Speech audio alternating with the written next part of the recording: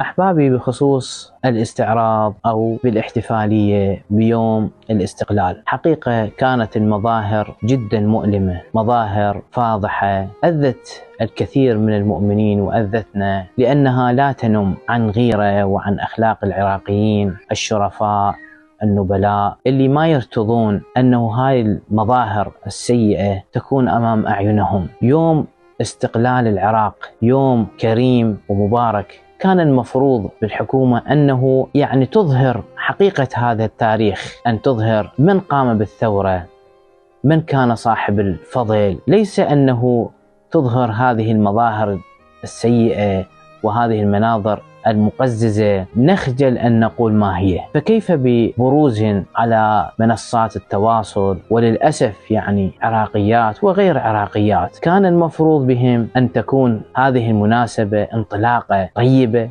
وكان المفروض بهم أنه يتصدى لهذه القضية الناس المؤمنين الصادقين الذين يقدرون البلد وأهل البلد ويعرفون قيمة الوطن، لا أناس من خارج الحدود يأتون إلينا ويروجون بضاعتهم التافهة أجلكم الله. فكان المفروض أن يخرج أناس صالحين مؤمنين يحبون وطنهم ويحبون بلادهم ويظهرون بمظهر جميل، بدل من هذه المناظر المقززة والمنفرة للأخلاق والمنفرة للدين. الحقيقة المفروض أن يحاسب كل من سولت له نفسه بإقامة مثل هكذا مظاهر مشينة، يحاسبونهم كما يحاسبون هؤلاء الذين سببوا حريق الموصل. فهؤلاء قتلوا 100 شخص، وهؤلاء يقتلون الآلاف بل المئات بهذه المناظر المخلة بالأخلاق والمخلة بالشرف. يهتمون بقتل الإنسان، القتل المعنوي والقتل الأخلاقي والقتل الديني لهذا الإنسان الذي يقتل